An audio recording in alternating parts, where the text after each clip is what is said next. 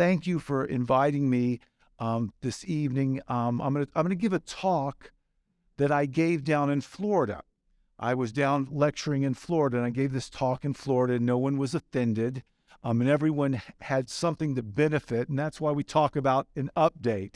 So we're going to talk about many different things in cardiology. Thank you, George. Dr. Graves is one of my good friends here.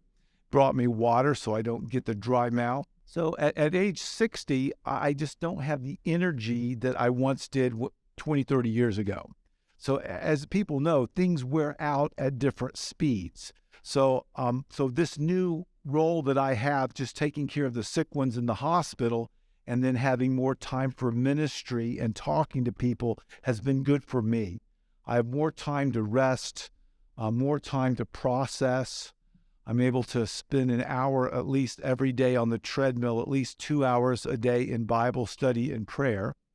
And that's opened up a bunch of new things that I'm going to be talking about, not tonight, but things I've been talking about on the radio, TV, and YouTube and things of that nature, the other things that we do. And it's really nothing that I do. It's just I like to see myself as a conduit for things that are in the Bible. So I think these things are in the Bible, and that's why we talk about biblical prescriptions. And I'll mention that today because it's very important to our health to know that when you have that connection with God, you're going to be healed. Okay? You don't know where, you don't know when, you don't necessarily how, but when you are connected with Him as our Lord and Savior, He's going to heal you. Okay? I've been a diabetic for a long time. I don't like being a diabetic.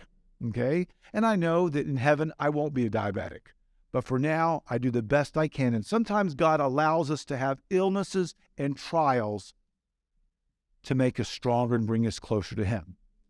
And some of us, if we weren't sick and if we didn't feel bad, we might think we could do everything ourselves. So the key to health here, and I'm going to say it right up front, the key to health is Christ. Christ is the key to health. You have that, you're going to be okay, and He's going to take you along the path you need to go, and not each one of us have all the same path. So with that said, I'm going to introduce you a little bit to some of the things that are going on in cardiovascular disease today. It's pretty amazing. This is where I work, and have any of you ever been there as a visitor at Memorial Hospital? Okay, that's Memorial, and that's sort of the nice new side of the hospital, okay? If you go to the other side of the hospital, it's the older side. So that's the new side of the hospital where a lot of the cardiovascular procedures are, and that's where I work 3 days a week. It's very rewarding to be able to take care of people when they have problems. Because then not only you can help them over the hump, but you can point them to permanent healing as well. So in talking, why do we even talk about heart disease? Who even cares? Well, you know, we've been through the pandemic. We hear a lot about cancer, but these are from the statistics. Still, the leading cause of death in the United States is heart disease. And this statistic was done in when the COVID was really raging, but heart disease sort of got pushed to the side. But heart disease is still important. And when I talk about heart disease, I like to say the word cardio, heart, vascular. Remember, the heart is just the start of the cardiovascular system. But we talk about it because it's still a cause of death, of people not doing well. People need to hear about it and understand not only the way we can slow down the development of cardiovascular disease, but also all the things we have to treat it and prevent it. So that's why we're talking about it. And when I talk about cardiovascular disease, the real key to cardiovascular disease, of course, the heart pumps to all the organs. It pumps oxygen. It brings our nutrients. Then the waste get out of our body. The cardiovascular system is just the start of it. And any type of disease, either in the heart or the blood vessels, is termed cardiovascular disease. A lot of my colleagues think that, cardiologist, which I am, is not a very cerebral subspecialty. Neurology, the brain, wow, that's really cool. We don't know much about that. GI, in the microbiome, all of the gut bacteria, we don't know about that. Or immunology, we don't know little bit about those fields. We know a lot about cardiovascular disease, about some things, but there's one part of cardiovascular disease I think we're still doing very poorly with, and that is the endothelium. That is the inner lining of our blood vessel. This is where it's all happening. We need to talk as cardiologists more about the endothelium, because when the endothelium is damaged, that's when people start to have aneurysms, cardiovascular blockages, heart attacks, strokes. High blood pressure has to do with the endothelium. So the endothelium is actually the largest organ in the body. Now, how many even heard that word endothelium before? Oh, everyone knows about it here. Okay. So I won't spend a lot of time talking about it, but the endothelium decides what gets in the cells, whether the artery gets bigger. I have a lot of people that have 90% blockages and they're not causing problems, but when their endothelium starts getting bigger and it gets more stable, they feel better. The endothelium sort of regulates what gets stuck on the arterial wall, like different types of fats, like Dr. Graves was telling me about a lipoprotein A. That's not a good one. But basically, in general, fats are bad. Fats damage this endothelium. High blood pressure damages this endothelium. Genetics can damage the endothelium. Stress can damage the endothelium. Words can damage the endothelium. Now, that's what I've been researching recently about how words change our physiology. The words we receive and also the words we give out. And there's numerous texts in the Bible that says, things about word. A cheerful word is good like medicine. Well, an uncheerful word, what's that going to do? I have some patients, and when I figure out, well, sure, you had to have bypasses and stents, but why? What happened? Why did your endothelium start to be damaged? And sometimes it's a little bit of everything, but some people are in such stressful or had bad things or hateful things happen when they were younger or in a stressful environment. We talk a lot about cigarettes, and that's important. That damages the endothelium, but we're finding out other things damage the endothelium as well. So in cardiovascular disease, unfortunately, there's a lot of money being made on putting stents and bypassing and medicines. But does that really fix our endothelium? No, it helps us maybe have time to think about it, but treating the endothelium takes more than 5 or 10 minutes in the office. It's a whole field of itself. Now, I've had more time recently as a consultant to deal with people that want to improve their endothelium, but it's so involved because each person has different things that affect the endothelium. For some people, it might be smoking or diabetes or high cholesterol or not enough exercise or not enough rest or not enough water or too much sodium or too much fat or hearing the bad words or spending too much time putting things or a caustic person around them. So there's so many different players that affect this, and if enough bad things happen, sooner or later the endothelium malfunctions. When the endothelium malfunctions, we have a symptom. And we have to talk a little bit about symptoms. There's hidden symptoms, which really aren't symptoms, and then there's a symptom is basically something that's not right with the body.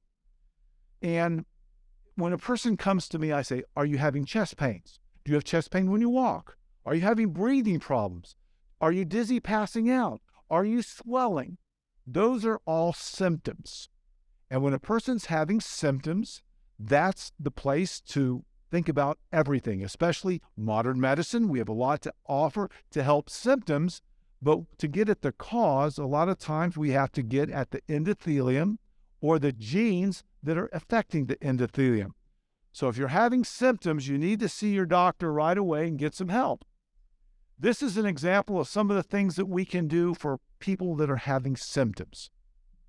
If a person's having a heart attack, the heart muscle is dying, we can put a stent in the blood vessel and squish, that's fat, and that endothelium has allowed that fat to form, and you get the blood clots with it. And that stent is a stainless steel mesh that's blown up by a balloon, and it attaches in there. But does it treat the endothelium? No, but it squishes the fat.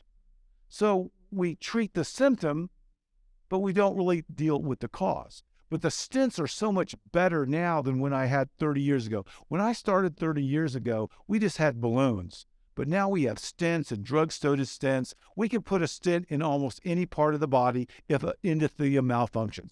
Put it in the brain, in the arteries. We can put it in the aneurysms if they have it in the aorta, the iliacs. We can put stents almost anywhere to help a symptom.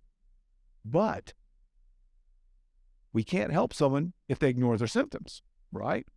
And then once we get at the symptoms, we want to, if possible, get at the cause of what's driving the symptoms. So we can put stents in. They're great for heart attacks. If you can't walk across the street because of chest pain, that might be an option for you, depending on where the blockages are. So sometimes we can't put stents in. There's still blockages. Well, guess what we can do? We can bypass around the arteries. So does a bypass surgery take away your disease? No, but it bypasses around the disease so you have less symptoms. And at Memorial, we do bypasses every day on people. It's a very common procedure. It's a lot safer now than it's been before. But if we can prevent doing that, we want to also prevent doing that as well. So here's an example of someone's doing a bypass surgery.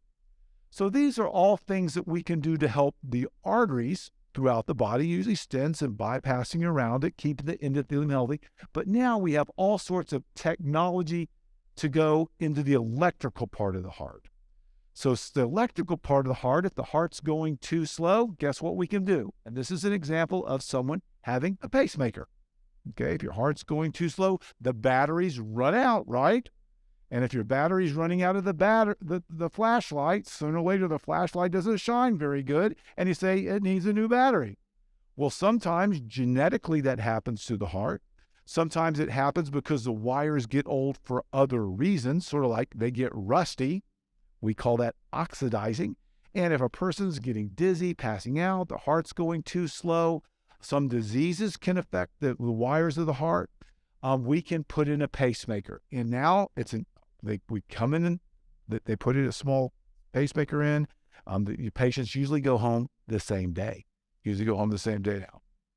Much smaller.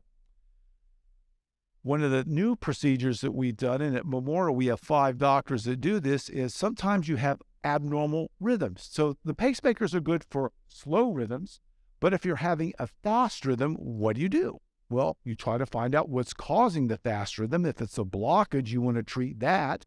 If it's some other type of problem, you want to treat that. But if it's just due to a genetic problem, we can do a procedure called an ablation. Okay?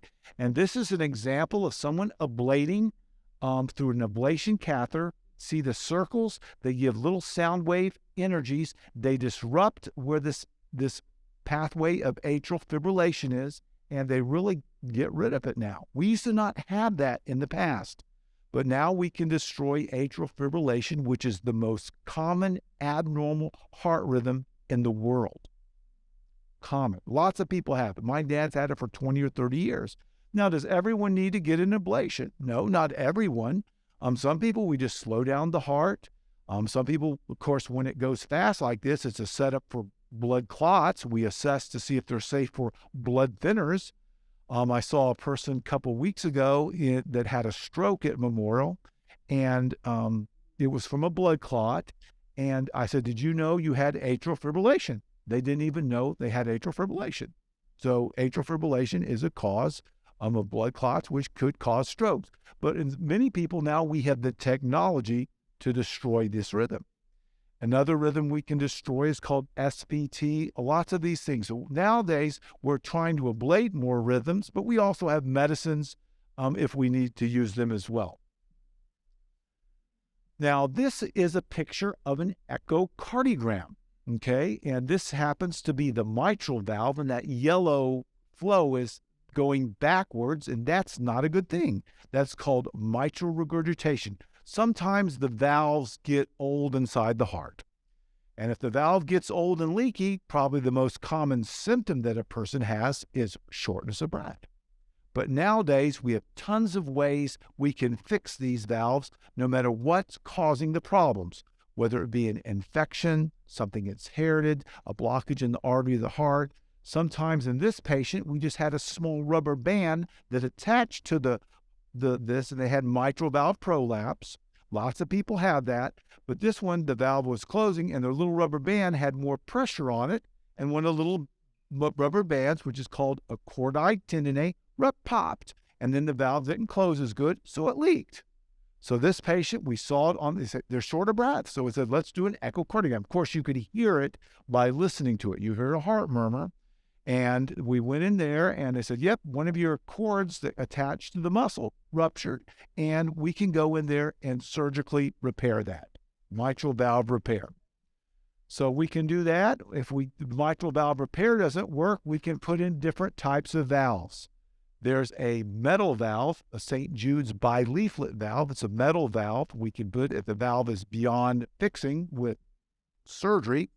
And there's a mitral valve ring that we sort of put those in very commonly. But nowadays, they try to repair. So technology has increased so much now that now we can work on valves without cutting a person open. Okay? We do this all through the blood vessels in the legs or other places to get to the heart. And this is an example of a person with the leaky valves. And see those little stringy things? Those are called cords, and they attach to the papillary muscle there. That's a muscle, and the valve opens and closes. And this person had a leaky heart valve, and through the groin, we were able to put in a mitral valve clip. A mitral valve clip. So you look at the technology when things wear out, and it's pretty incredible. You know, when I started 30 years ago, we didn't have mitral valve clips. The surgeries weren't as safe, and we didn't even have stents. We had balloons, which weren't the best thing, but now we have stents, which are much better. But we have this technology. So that works on the mitral valve, but we also can fix the aortic valve, okay? And this is a procedure called transaortic valve replacement. We can actually replace the aortic valve through the groin now in the appropriate candidate. And this is probably the most common valve that wears out just because we get old, okay? Sometimes, things just get rusty, right? Things get rusty the older we get, and we get a lot of rust on it and doesn't open good. And if it doesn't open good, the blood can't get out. We call that aortic stenosis. And if it's bad enough, people have a symptom, shortness of breath. We usually check on it with an echocardiogram, so we can look and see it out if it's open and closing. And if it takes a lot of pressure to open that valve, usually above 50, normal's 10, we say, hey, you might need a new valve. And there's lots of ways we can do it. Now we can do it non-invasively. We say this procedure usually for people that are older, that aren't good surgical candidates, that also don't have more than one thing going on. Of course, if you had blockages in your arteries and this, then you would probably want to have a bypass and a valve. That's an open procedure. And if a surgeon's going to fix everything, a lot of people like to fix everything at one time rather than go do this and go do that, et cetera. But each individual has a different path. But a lot of the times it falls back to bypass surgeries. They can repair these valves. Now they're doing it through very small incisions. We call that robotic surgery. So our technology continues to improve. This is a person that had a virus that wore out their heart, and their heart just needed rest. And we put them on a machine called ECMO, extracorporeal membrane oxygenation. So the heart just got tired and needed to rest. I'm tired because I had to lift boxes all day, okay? And I had to put the bed together, and I cut my finger, and it started to bleed a lot. And the thing, when you're tired and hurt, one of the best treatments that we have is rest. A lot of people aren't resting well anymore. We don't rest well at night. We have the internet and too much going on. We have too much stimuli. Some people don't take a day, a week off to rest. And yet the God of the universe says, hey, let's work. We want to work, but when it's time to rest, let's rest. Well, if we don't rest well, things wear out.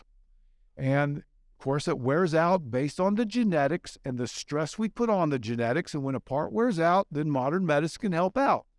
But the hearts sometimes wear out too, and they just need rest. This person had a virus that wore out the heart, needed a little bit of rest. They were put on this extracorporeal membrane oxygenation, so the heart has to do nothing. All the blood goes through a machine, oxygen, it's delivered, it takes care of everything and gives that heart a chance to rest and recover. So what if that heart didn't rest and recover? Well, then we talk about whether there would be a candidate for a bigger procedure, and that's a transplantation. Here is a picture of us supporting a heart. We can actually now put in a pump inside the heart if the heart needs a pump better with inside the heart. This is called a device that we can put inside to help the heart pump better, give it a chance to recover. We use this frequently in people that have bad arteries. The blood pressure can't get high enough to give the heart, a stunned heart, a chance to get better. We also use this to keep the heart going until we can get them to transplant, if that's appropriate. So we didn't have these little pumps. We had bigger pumps that we used to put in the aorta, but now we have little pumps that we can put right inside the heart. It's incredible. An Impella device. But still, if things get bad, we still, we can't do anything else to help the heart. We can always do a heart transplantation. So I have a question for y'all after you watch this for a few seconds, okay? And here's the big question here. And A is well, I'll just ask this. How many people think this is a good heart? Raise your hand if you think it's a good heart. Man, you're a cardiologist already. This is a bad heart, okay? Notice how big that heart is. It's a huge heart because the heart had to get big to pump blood and dilate, so it's a dilated heart. This is a heart that had lots of blockages. It had major problems. It got weak. We call that a cardiomyopathy, weak heart. This was a heart that was on many medicines for years. We did everything we could to help it with bypasses and different things, but it just wore out. And this was a candidate to have a transplantation. And so this is a person that ended up getting a new heart from a donor at Vanderbilt University.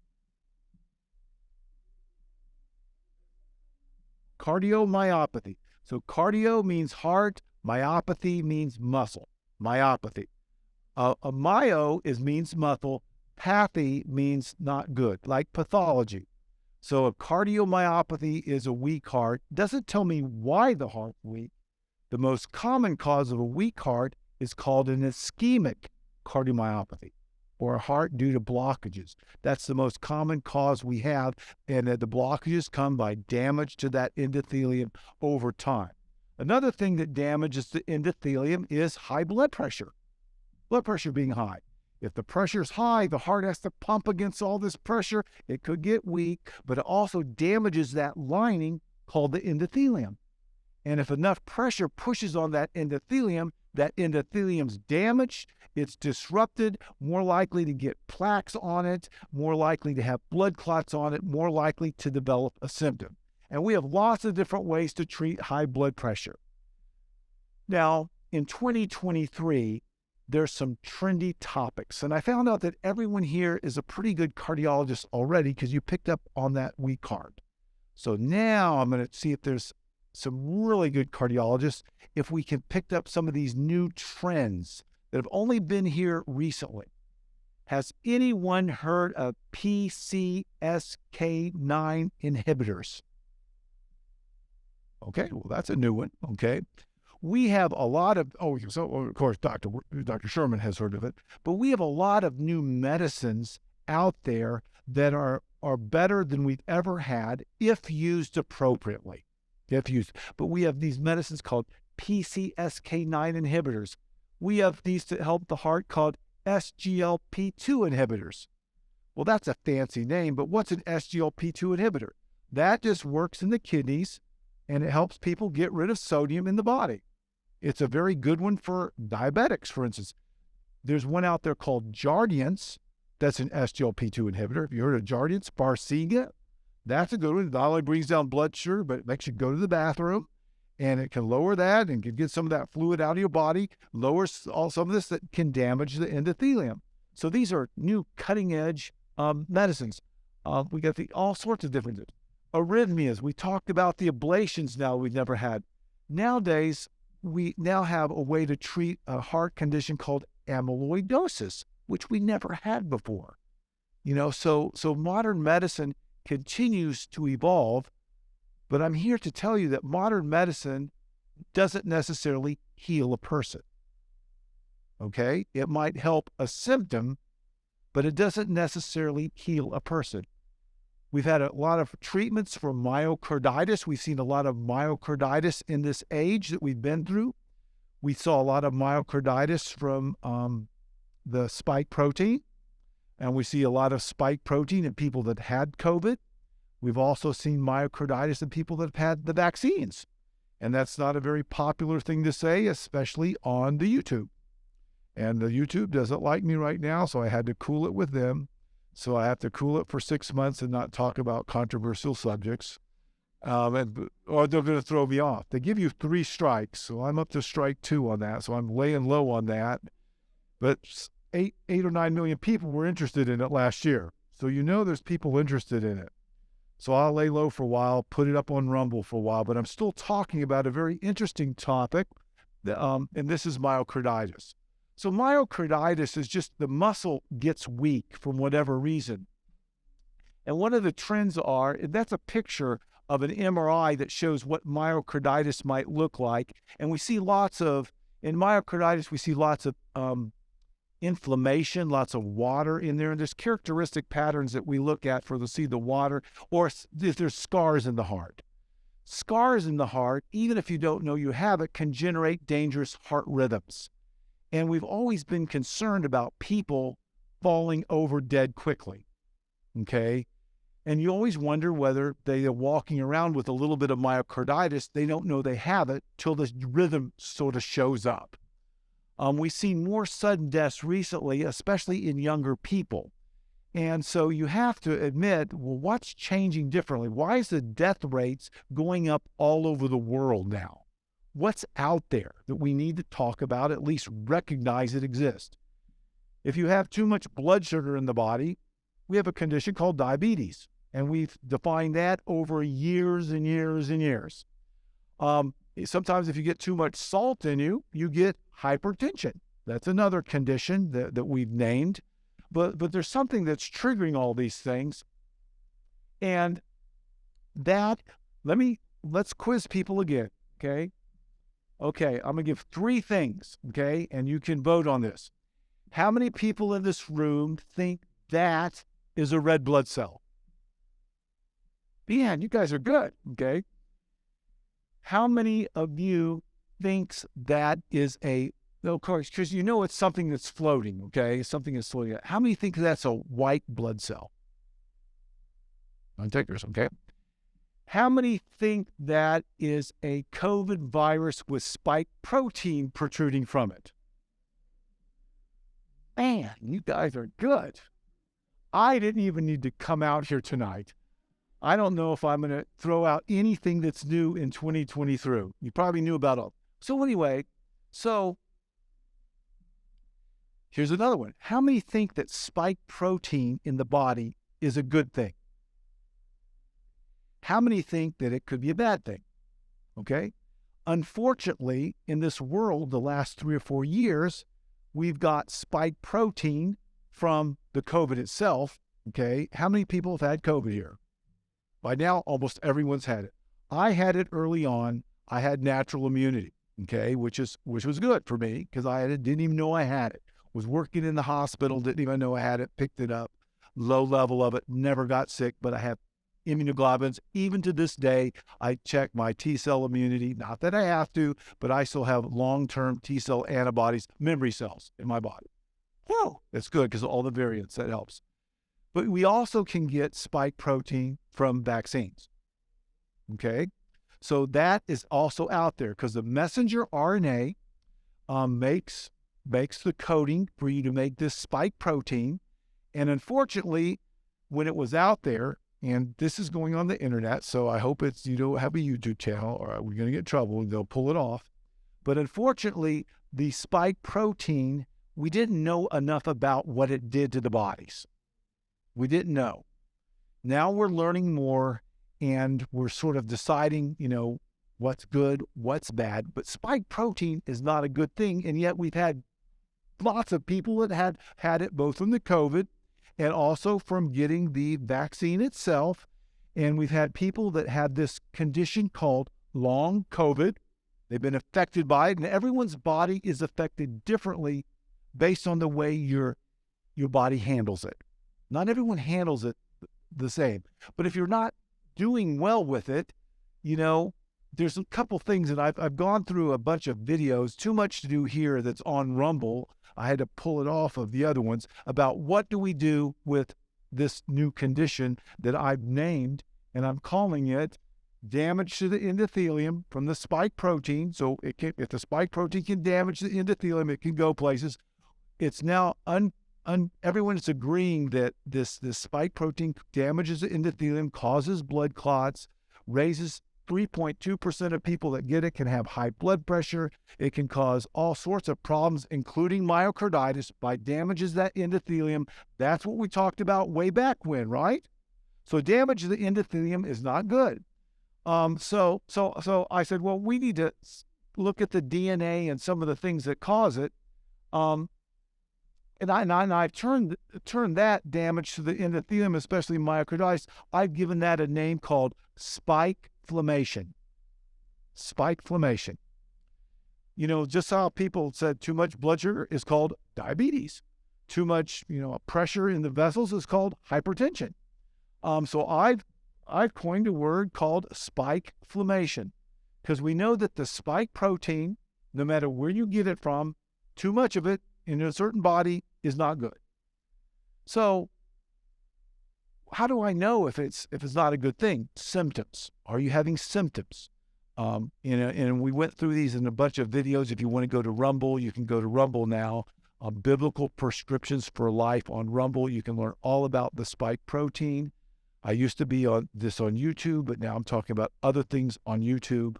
But it starts to describe this because someone needs to admit that we have a problem. And someone needs to decide, we have acute spikeflammation. What happens if you have a real bad case?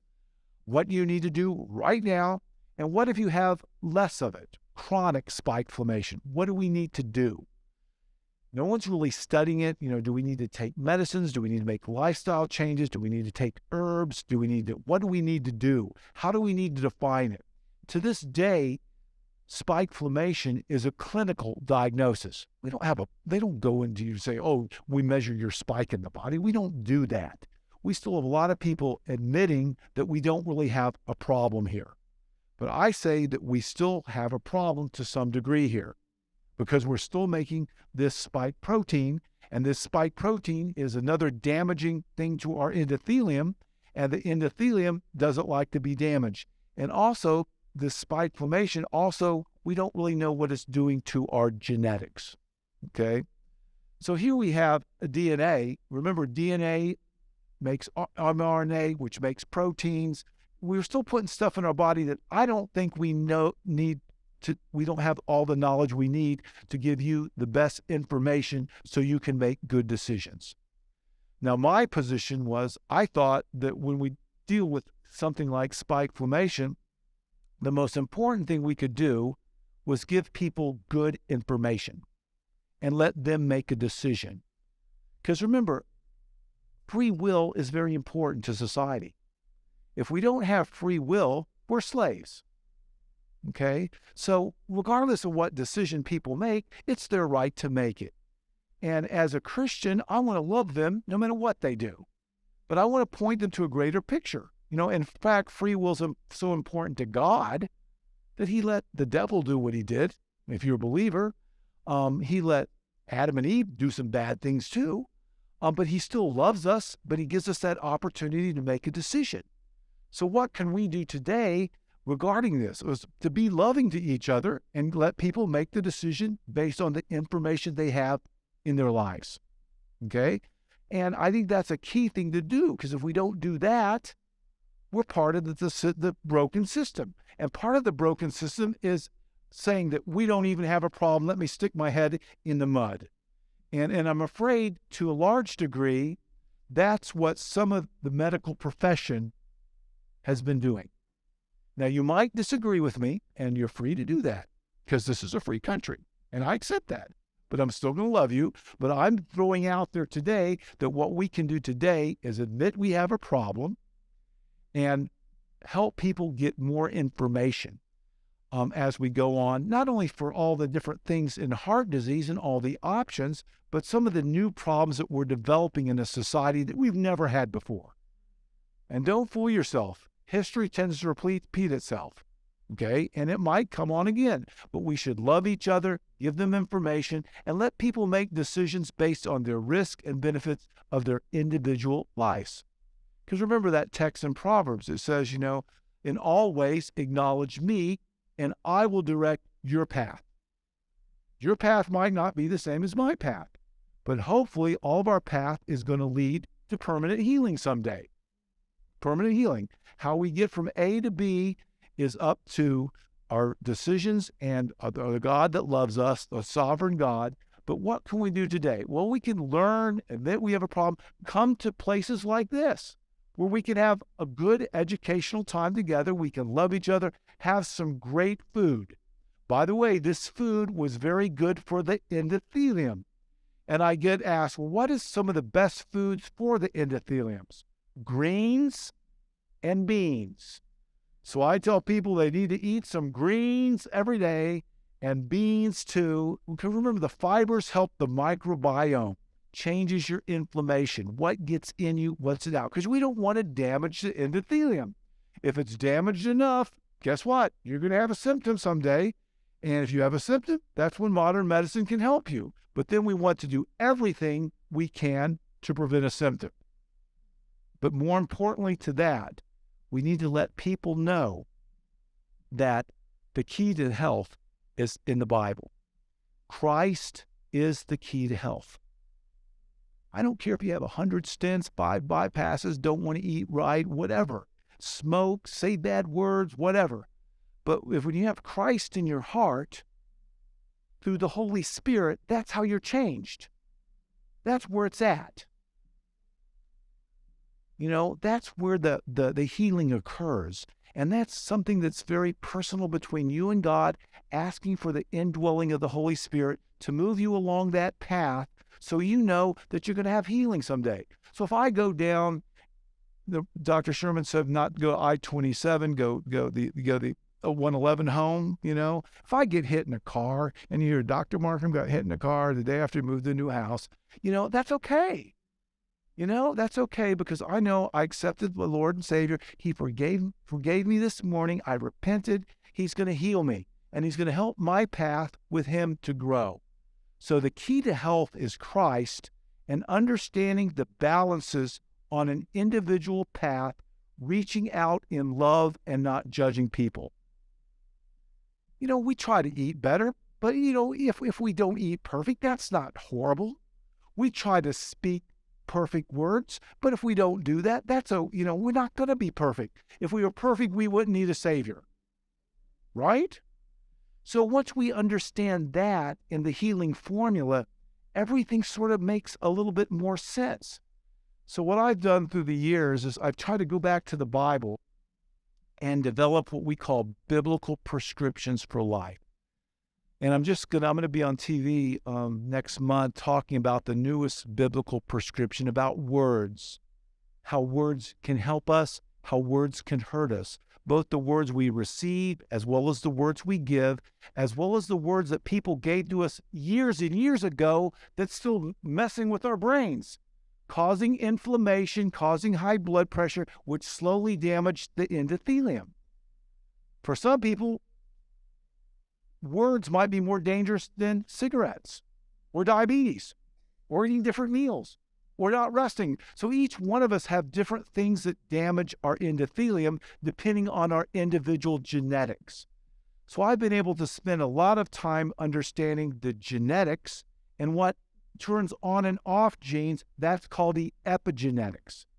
If you're into computer, you sort of think of it like you got your hardware that you're born with and the software. And the software affects the hardware. So all of these things are stressors can make the endothelium age more. When the endothelium messes up, you need modern medicine. And modern medicine is great at, you saw all the things we can do with modern medicine, but there's a lot of things we can do with the endothelium. And you learned one of the biggest things, important things you learned today was the food we eat. You have to admit, people don't eat like they used to. We eat too much fatty foods. We eat too much salty foods. We eat too much foods. That damages the endothelium. So the less we can do of that, and remember, when you do it, if you're not happy, if you're a grumpy person, that grumpy person is going to hurt you too. So it's about a balance based on your walk with God and letting him know that no matter what happens, he's going to take you to the path that you want to. So we've gone back and done biblical prescriptions. If you're interested in learning more, I've got some things that I want to share with you today. We have and I brought some books here. I wrote a book several years ago called Ultimate Prescription. And that I brought some of those here tonight, and I think that they're going to raffle a couple of those off tonight. And if someone would want to have one, I brought a lot. If you leave a quarter, a dollar, a donation for this to help pay for this meal, you can have one of those books today. Okay? And the raffle, don't even have to do that, but you get that. But I also have a 7-week Bible study called Biblical Prescriptions for Life. A program for kids. For the younger generation, they like apps, so we have apps. We have a YouTube and Rumble channel, and I'm still doing other things to get the big message out there that the key to health is Christ. And when people understand their bodies and want to learn more, it sometimes brings them to the gospel. Okay? And I hope everyone here is a believer, but if you're not a believer and want to learn more, I think that the Bible can prove that it's true. And there's lots of ways in the Bible. I was in Boston once, and someone said, how do you know the Bible's true? Well, I talked about prophecy. You know, what's the chance of the Micah prophecy and predicting Jesus? All these prophecies, what's the odds of that? Impossible. Impossible. Archaeology, all the things that we see, the Bible proves itself. But even if you don't believe any of that, when you start reading the Bible and humbly come to Christ every day, he's going to change you. Since I cut back working so much, you know, I've been a Christian for years, but when I started spending more time searching and processing, I've been changed. Am I perfect? No. Am I getting close to perfect? No, but I've been changed. And the way I present, the way I look at things, I've been changed. It's nothing that I've done. The Holy Spirit changes you based on his plan for you, and all of us have a different plan. You know, just so we're into that, that's the key to health. And along the healthy way, we can also use that to witness to people, because remember in the Corinthians it says, you know, whatever you do, whatever you think, whatever you do, all to the glory of God. So that's why we do everything, is to glorify God, because we want to be in that relationship. We want to have that ultimate healing. So biblical prescriptions for life is what I've really wanted to focus on tonight as we close. If you're interested in that, in Ezekiel says, a new heart also will I give you, and a new spirit will I put within you. That's better than a transplant for eternity. And I will take away the stony heart out of your flesh, and I will give you a heart of flesh. So a biblical prescription is more important than a bypass, more important than a stent, more important than a medicine. It's a promise, a guarantee, something you can take to the bank, something that's right, something that you can go to in the middle of the night when your brain is plaguing you with everything. You say, no, that's the bad kiss. These are biblical promises, biblical prescriptions that I know you're with me. You're never going to leave me. You're going to be here. You're going to take away my stony heart. You're going to give me a new heart. But what do I have to do? I have to make some type of decision. How do I want to live today? What do I want to do? So at this point, this is the way you can get a hold of me. There's my website, heartwiseministries.org. There's a YouTube if you want to go to that, Rumble.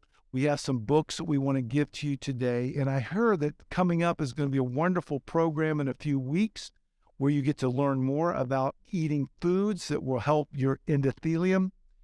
And I was supposed to look at the program, Dr. Sherman, to know what's next. I know that it's not prayer time, is it? It's question and answer time. Do you want to come up here with me? Because I can't handle some of these questions. Okay. If there's question and answers, here's how we can do it. If you have a question, we can either raise your hand, but then everyone else will hear it, if that's okay with you. If not, I'll stick around. You can ask me privately. Usually I have people that write it out in question forms because that's how we get this. Some of the questions will take a long time to answer. Let me see what time we're running here because I know people have to go home. So it's 7:30 Central Time, 8:30. So I'll be happy to answer some questions for you for maybe 5 or 10 minutes. Well, hopefully I've given you some good information, but the first thing I think is the most important thing is if you find out what God has planned for you, because you want the power to do things for the right reasons. Because even if you do everything perfect, if you do it for the wrong reasons, that's a selfish reason. So you want to make sure you're doing whatever you do for the right reasons in a relationship with God, because Christ is the key to health. Then after that, you want to say, am I doing anything to damage my endothelium? Smoking, bad foods, bad words, bad thoughts, lack of sleep, not enough water, high blood pressure, So what can I do to change the stress you're putting on the endothelium? One of the things we learned about tonight is eating more plant-based diets, okay? It used to be, we used to have words like vegetarian. Vegetarians aren't necessarily healthy, but they can be. We had the word vegan. Vegan's not necessarily healthy either because you can be a vegan and eat candy bars all day, right? That's not necessarily healthy. That's processed. But I like to use the term, and I got this from my friend T. Colin Campbell. He wrote the China Study, and I was lucky enough to be in a movie with him a few years ago called Plant Pure Nation. And he and I still talk with his son, and they have a Plant Pure line that runs in the Publix here in the South. But eating plant-based foods. Now, does plant-based foods mean you never can have something that you like, maybe a little ice cream or something? No, it doesn't. It just means you're going to try to focus on plants, and with God's help, you eat just enough bad stuff to be happy, right? So that's one thing you can do to help the endothelium, okay? Because if you're not happy, if you're depressed and don't do that, that's not a good thing either, okay? Another thing that helps the endothelium a lot is exercise or movement, okay? Movement helps the blood flow through, more oxygen, the arteries get bigger, they respond better. So movement is very healthy to that. Getting enough rest is very good for the endothelium. If you ask me what I think the best food is, remember we want to make a chemical called nitric oxide. Greens are probably the best the beans do it too. I personally have a salad every day. The salad, the green that has the biggest production of nitric oxide, which makes the arteries bigger, healthier, is probably arugula. Now, some people don't like the taste of arugula because it's genetically, okay? But spinach, arugula, anything green is going to help to some degree of making a nitric oxide. And we don't measure that because that's a gas. It comes and goes very quickly. But it's very good for the endothelium. It makes it bigger, helps the blood pressure. It helps its chemicals within the blood vessel.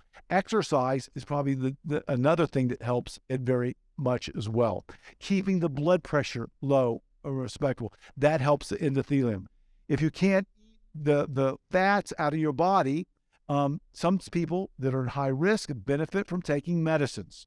Okay, most people, need a little help every now and then because of genetics or whatever, or they can't quite make it. And some of the medicines, as long as they're not causing side effects, can be helpful. But what I've understood through the 30 years that I've done this, the medicines, they make them sound like they're helping a lot more than they actually are. Okay.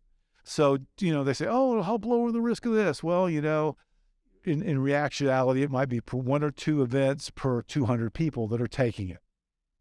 So it's according to what your risk profile is and whether you have side effects. But that's a very personal decision based on your relationships with your physicians and also with your belief systems. I have some people that they believe a certain way, and if you cross the line with their belief system, they fall apart. They fall apart in both directions. Both directions. I'm working in a private consultation role with a stockbroker up in New York, and he's had his 5th heart attack and 20th, seems like he's had 20th procedure to his heart. He's 42 years old, and they can't do anything else. Okay? But his belief system is if he can't work 20-hour days, he's not going to be happy. So sometimes you have to meet people where they are. And so in one conversation, I said, I understand that. I work, worked hard at one time, and many of you here have worked hard, but it's about a balance. And if your heart's if you're gonna wear out your heart by working too hard, he smokes a little bit too, the weed. But if you're gonna work, because he gets stressed and the weed helps him relax a little bit. That's what he tells me. But if you're gonna do that, you're gonna expect to have more procedures. But that's okay. But one thing I want to talk to you about, and I won't say his name, I says, there's a God in heaven that's interested in you. And even if you can't do any of this right, if you plug into him, you're going to have healing. And you can grow with that. And he might help you do some of these things that you don't think you can do.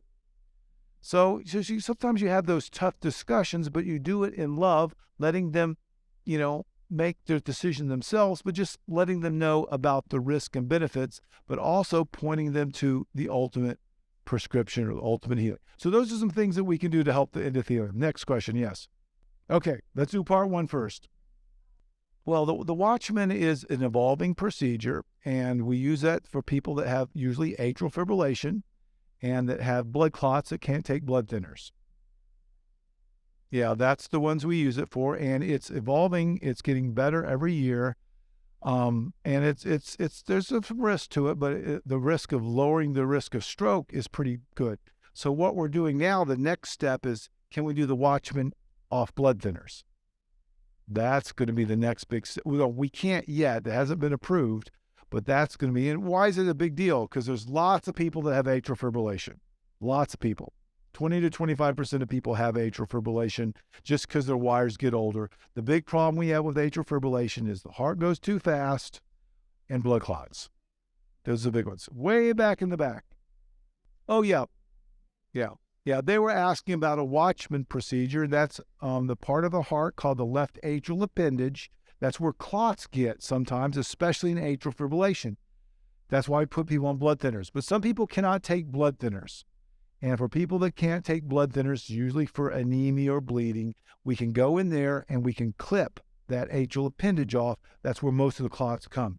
However, can clots come from other places? Yes, but most of them come from that appendage. Way back in the back there. Yes, it is, according to what's causing it. So diastolic, it has to do with the strength of the heart. That's how well the heart relaxes. Some people call it a stiff heart. And the heart, it doesn't relax well. If the heart doesn't rest well in diastole, it doesn't pump as good. Things that can cause it are things like high blood pressure and sleep apnea and heart disease and that. But to reverse diastolic heart failure, it's you getting at the cause. If you can get at the cause, great. If you can't get at the cause, there's some medicines we can give you to help bring down the blood pressure, keep it going flat. If you're building up fluid, we can help with that. Now, of course, we like to get at the cause, but I talk about getting at the cause to people from all over the world, from every different faith system. And it's hard. It's hard to change without extra power because our world is so, you know how it is, the media, there's something called the illusory effect. If you hear something more than 2 times, your body believes it's true, whether it's true or not. 2 times, your brain starts to believe it's true. So what you put in your brain is very important to your belief systems, and it's hard to do these things. Some of these addiction things are very hard. That's why I think the key to health is Christ. He gives us the power to do things. And even if he doesn't give us all the power to do things, when it's time, he can clean up this bad genetics that we have. Okay, we know where our hope is. We know it's going to happen. We don't know how. We just give that heart every day. Yes, over here. Oh, there's no best bean, but they say the smaller, I'll give you some information. The smaller the bean, the better. So they say the lentils are usually better than the bigger beans, but they're all good. If you want to know, my friend has a website. If you want to learn about this, it's called nutritionfacts.org, and that's Dr. Grieger's site. And I had him on my radio program recently. He knows more nutrition than anybody in the world that I know. He reads all of the articles every week. The science comes from it, and he puts stuff on that website, nutritionfacts.org. And I think I read a scientific study that he said the smaller the bean, the more pop. But the bottom line is this: just eat them. I have people that ask me about water all the time. Is water good? Yes. And then they get so worried about what type of water that they forget to drink water. Just drink more water. Okay? Whatever you like, do it. Look at the big picture. And the big picture is, try not to eat as many French fries, eat more beans. The big picture. And some people get so focused on the minutia that sometimes they don't see the happiness and the joy. And that can be dangerous too, So you got to have this balance that's out there. So who hasn't asked a question? Oh, part two. Sorry.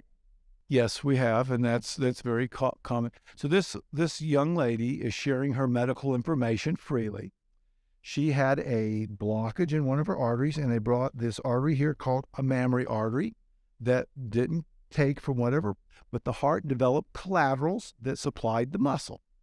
That happens fairly frequently, okay? And you can develop collaterals. Some genetically you can develop them, but the best way to develop collaterals, I think, is called a condition called ischemic preconditioning. That means, try to grow more blood vessels out there, put people on walking programs, okay, where they walk right up to the time they're having pain and then they stop it. The body somehow, and of course, do everything you can to help the endothelium there, but walking, that's why after cardiac rehab, what do? Walk, okay? Because remember, a lot of times you can have blockages, and if they don't cause problems or you get extra, we call them spiders, I take care of a lot of type 1 diabetics. Type 1 diabetics have very small blood vessels, and they're very prone to get disease. And they, sometimes they're too little, the arteries are too little to stent, they're too little to bypass. It's just a really tough disease for the type 1s. But sometimes if they get in a good walking program, you go in and look at the heart, and it just feels like a spider web of blood vessels. So even if something goes wrong with another one, you got this one over here that's developed over the years. It's possible.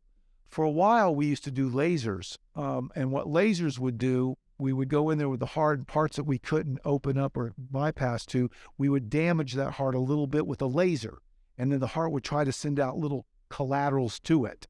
I don't think we're doing that as much as we used to, but we used to do that. Some of the technology that's out there also that hasn't panned out is growth hormones, okay? They try to different types of things that we can give the body to vascular endothelial growth hormones, where we gave things that would stimulate the arteries to grow in there. But that hasn't panned out a lot of times because that technology causes other worse things to happen, and everything's about risk and benefits. If something does a little bit of good, but this much bad, you really want to do that. Some people have no choices and do that. So So the part two, yes, behind you. Yeah.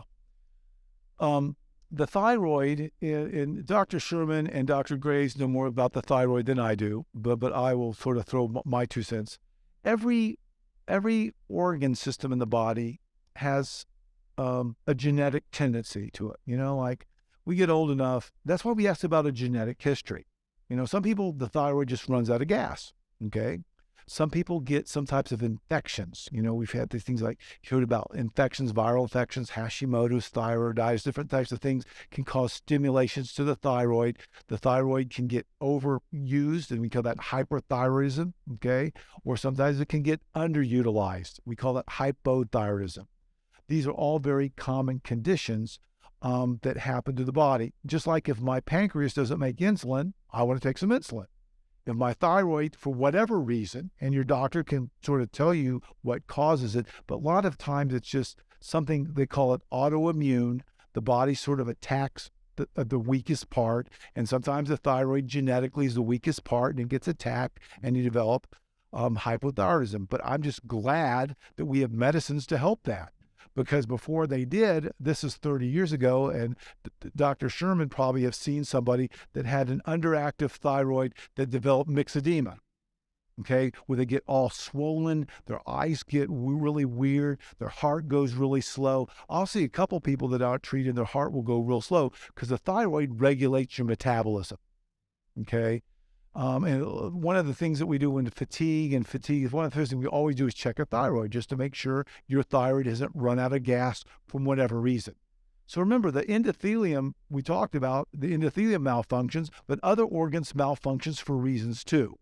The body attacks itself in a genetically predisposed tissue. That's one thing that can happen. Other things can happen to the thyroid too. Let's see, who has an asked question? Over here. So you've had atrial fibrillation for a long time. No. So it comes and goes. Okay. But yeah, they found out that you have, are there things you can do to help the rhythm? Yes. Okay. So if you think about a rhythm can happen if you're dehydrated. It predisposes anything that puts stress on the rhythm of the body could. So dehydration. Not having enough magnesium is fairly common. You get that with greens. Potassium, people that don't eat vegetables have deficiencies in those things. People that don't sleep well at night, sleep apnea, you make adrenaline and cortisol, which can trigger the rhythms. Just there's like anything that causes stress in the body could exacerbate it. But some people, they're not doing it and they still have it. They just got some bad wires in there. And for those people, we can help out a lot. But I saw a lady that had bad diarrhea the other day. Her potassium was 2, and she went into atrial fibrillation. As soon as the potassium got normalized, boom, atrial fibrillation went away. I saw another person a couple of weeks ago that had an overactive thyroid. And that was causing their atrial fibrillation. So the condition, you always want to know, well, what's causing it? So that's one thing. And some people are just genetically prone to have atrial fibrillation. But if you're genetically prone, you want to do everything you can not to have it. Then if you do have it, you want to slow it down and do things that prevent blood clots like a Watchman or blood thinners or medicines to keep it in rhythm. But you have to do everything as safe as you can. And that's why you have to talk to your doctor about the risk and benefits, because everyone has a little bit different path and different belief system. Okay, well, it's way back here in the back. Well, that's a good question, is if you have blockages already that aren't so bad, okay, I have blockages, is there anything we can do to clean them out? And a lot of that depends on what's causing them in the first place, okay? Is it genetics? Is it the food? Is it whatever? Is it McDonald's? Is Dr. Big Mac there? But my friend, and I got to work with him up in the Cleveland Clinic, Dr. Esselstyn, okay? And he wrote a book about reversing heart disease. And he took a group of patients, and I've had a group of patients in my group that, yes, it is possible. Not on everybody, but it is possible. But you have to eat, usually plant-based diets. You have to exercise. You have to keep the stress down. You have to keep the blood pressure down. You have to, if people are smoking and doing drugs, they have to quit those things. So it is possible to reverse disease. It's up to your genetics. And, if you have a little bit, then you want to know if you ever have a symptom, because most heart attacks come from small arteries that aren't causing a symptom, that all of a sudden it becomes unstable and the plaque ruptures. And then when it ruptures, it's like a volcano. The body tries to fix it, the artery's clogged up, you have a symptom. That's when the stents help out a lot. But it doesn't prevent it from happening all of a sudden. So that's why these lifestyle things, and that's why you're here today.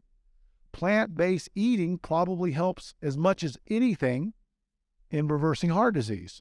But it's just one of the many tools that we now have in the toolbox. 30 years ago, when we started talking about this, no one thought about this at all, and no one's going to go on TV and, say, hey, we need to quit eating at McDonald's and Burger Kings and eating all this fatty stuff we eat and all the things in packages. No one's going to say that. The average person takes in 3,500 milligrams of salt a day. How much do we need? 500. 7 times more. That's damaging you to some degree, even if your blood pressure is not good. And the same with fatty foods. We only need 10 to 15% of our calories in fat. The average American takes 30 to 35. If you take too much fat based on your genetics, it's stored. If it's stored in your arteries, then sooner or later you might have a problem based on your genes. Some people can eat whatever they want. Some people can smoke whatever they want. And they have good genetics and that protects them. But most people cannot do that. We all wear out. And that's why I tell everyone, wherever we talk, we're all going to wear out sooner or later if we last long enough. But the most important thing is to realize that Christ is the key to health. So I think we could answer questions all night, but I'm going to have Dr. Sherman come up here. Oh, I wanted to show you some things. If you're interested in it, this is a 7-week Bible study that I've done. It's to help people get better health. You can look through it. It's a video Bible study, 7 weeks, where we talk about a lot of these things we've talked about tonight. But the thing that weaves through it is the importance of worship and having God in your life. So you want to exercise or move more, but also you want to walk with God. You want to drink more water, but you want to have living water. Things like that is in this. So this is a 7-week Bible study. It can be found at the website biblicalprescriptionsforlife.com. So when this came out, a lot of people wanted stuff for their kids. So I wrote this one, God Heals Me. Okay. And there's a website that for the younger generation called godhealsme.org. This is probably good for 6th grade and below. But then another group comes out and said, we don't read anymore. We don't go to Bible study, but we wanted to help them. So we developed an app. They like these things. So here's an app on your phone. It's a free app that we came up with as part of our memory. Let's see if I got it here. Yeah, here it is. It's called Biblical Prescriptions for Life. And it comes up on the app from the App Store. And it really talks about, hi, Jim, that's me. It gives us the video messages and 10 minutes of worship. Because I did some research a few years ago. Did you know as little as 10 minutes of worship will help improve the endothelium? Because it helps lower blood pressure, brings down adrenaline, gives you hope. Just as little as 10 minutes. And there's studies that have done that. And the doctor that's done that is the University of Pennsylvania. And he does it with functional MRI. He looks at the brains. And people have studied as little as 10 minutes of worship a day. Their brains improve. They turn down some of the stress chemistry. So for the younger age group likes these apps. They won't read a book anymore. They like to go to the app. It sends you a reminder. Did you do your app today? All that kind of stuff. I don't do any of this stuff. Okay. I just spend my time praying for people and looking in the Word and asking God to humbly change my wicked heart and give me some ideas that I can share with other people, and then praying that the content will go out and help us spread the gospel, because every day, someday, someone's going to have to make that decision. Who do you worship? Are you going to worship Jesus, or are you going to worship something else? Okay. And it's maybe, but something that's said or done through the years, when that time comes for that person, just like the thief on the cross, he's going to say, hey, no, I want to worship you. I want to have permanent healing. That sounds like a good plan. But many people, it's their free will not do this. But I want to do my part to help all my friends and neighbors and everyone at least experience this from a different point of view. Okay. From a different health point of view. So I try to have a balance in all this. Roby?